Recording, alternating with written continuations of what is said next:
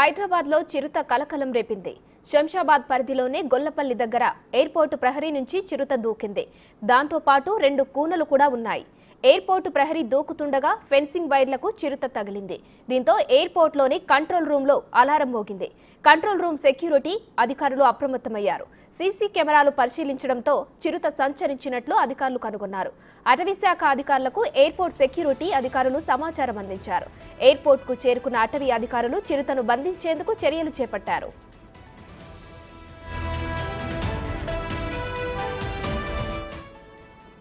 ఈ విషయంపై మరింత సమాచారం మా ప్రతినిధి రాణా అందిస్తారు. ఎయిర్పోర్ట్ సమీపంలో గొల్లపల్లి అనే విలేజ్ దగ్గర పులి సంచరిస్తుందనేసి గత 2 రోజుల నుంచి కూడా వార్తలు వస్తున్న నేపథ్యంగా పడుతుంది.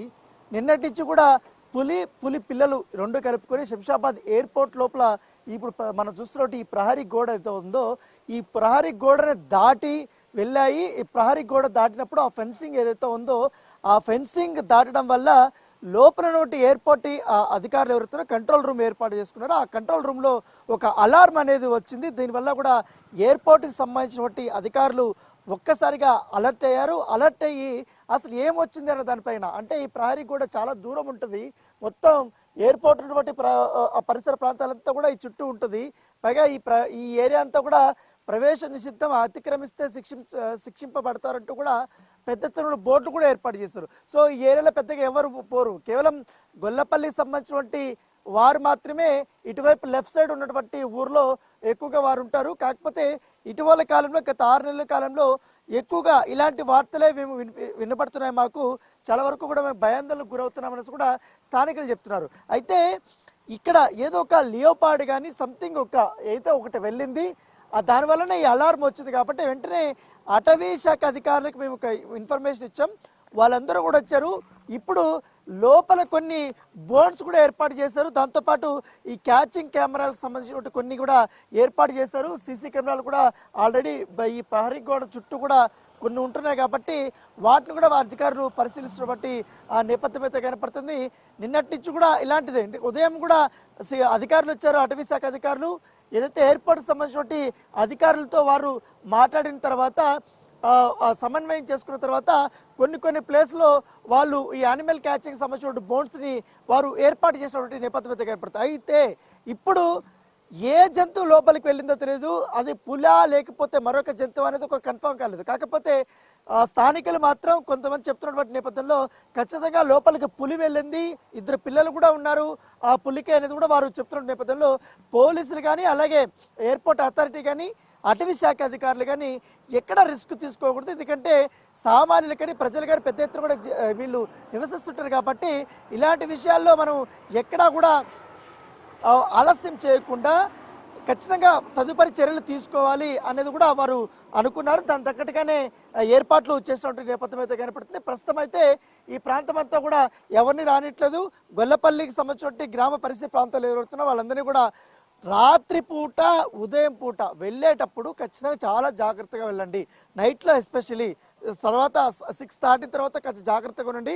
ఉదయం కూడా ప్రయాణం వెళ్ళేటప్పుడు ఈ మార్గం గుండా ఇప్పుడు మనం చూడబోతున్నాం, ఈ మార్గం గుండా ఇదంతా కూడా ప్రహరీ కూడా కనీసం ఏమీ కనిపించటం లేదు.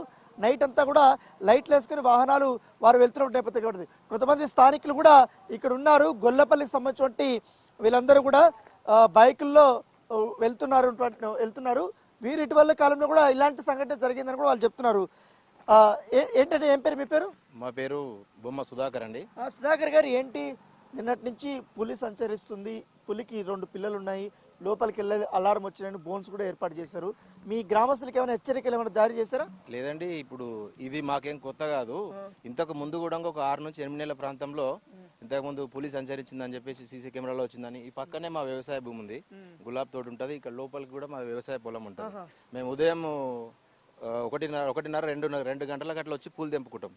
వచ్చి మబ్బులో 3 నుంచి 4 గంటల వరకు పూలు తెంపుకోవడం అయిపోతే అక్కడ నుంచి గుడిమల్కాపూర్ మార్కెట్కి వెళ్తాం.